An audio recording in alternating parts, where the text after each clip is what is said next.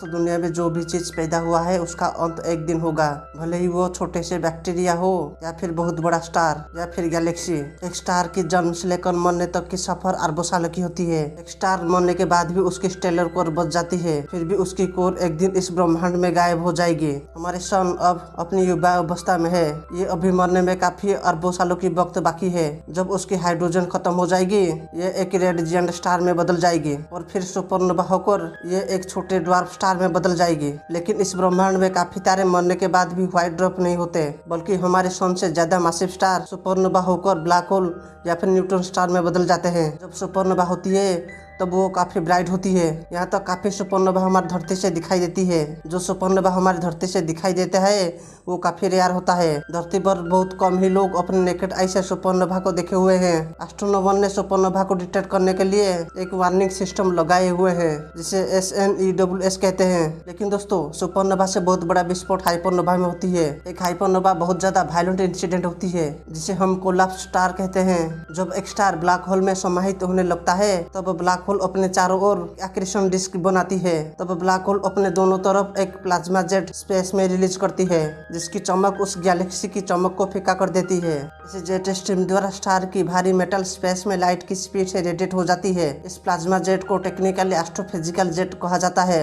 Accretion disc ज्यादातर black hole या फिर न्यूट्रॉन स्टार जब किसी बहुत बड़े ऑब्जेक्ट के से कोलैप्स करते हैं तब ये प्लाज्मा जेट निकलती है। ये प्लाज्मा जेट काफी रेयर होते हैं। एक हाइपरनोवा एक सुपरनोवा से काफी शक्तिशाली होती है। जब हमारे सन से 30 गुना ज्यादा मासिव स्टार एक्सप्लोजन करती है तब उसे हाइपरनोवा कहते हैं।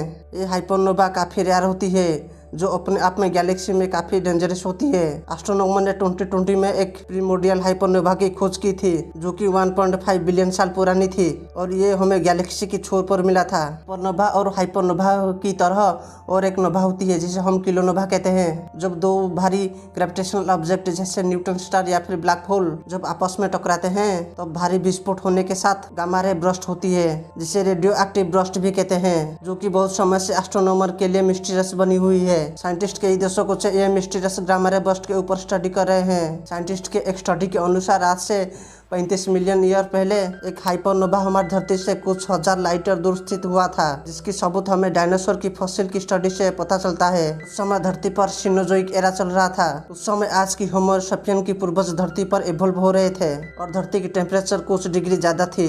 हर कुछ मिलियन सालों में हमारे मिल्की वे गैलेक्सी पर इस तरह की फेनोमेनन होती रहती है जिसे हम से फर्स्ट फ्लेयर कहते हैं। लेकिन सुपरनोवा जैसे विस्फोट हमारी धरती पर हर कुछ सालों में दिखाई देती है। लेकिन दोस्तों क्या होगा अगर हमारे गैलेक्सी की सेंटर में स्थित ब्लैक होल सजिटेरियस ए स्टार के पास एक हाइपरनोवा या फिर किलोनोवा होगा तो तब क्या असर पड़ेगी हमारी धरती के ऊपर। जब किसी सुपरमासिव ब्लैक होल किसी तारे को निकलती है तब अपने चारों ओर बहुत ज्यादा टेम्परेचर और ब्राइटनेस वाली जेट स्ट्रीम डिस्क बनाती है। उसकी चमक हजारों गैलेक्सी की चमक को काफी फीका कर देती है। ये brightest accretion disk black hole की चारों तरफ 3 लाख सालों तक बनी रहती है। इतने समय पर रहने से हमारे कई जेनरेशन इस कॉस्मिक इवेंट को देख पाएंगे। लेकिन इस डिस्क की वजह से धरती पर कुछ भी इफेक्ट नहीं पड़ेगी। लेकिन सजिटेरियस ए स्टार से 5000 लाइट ईयर दूर स्थित स्टार या प्लैनेट पर बहुत ज्यादा तबाही आएगी। एक्रेशन डिस्क की टेम्परेचर कई क्वाड्रिलियन डिग्री हो जाएगी, जिसके द्वारा बहुत सारे स्टार और प्लैनेट इसकी ज्यादा टेम्परेचर की वजह से वेपोराइज हो जाएंगे। हमारे स्टार सन गैलेक्सी की सेंटर से 26,000 लाइट ईयर दूर ओरियन भुजा पर स्थित है,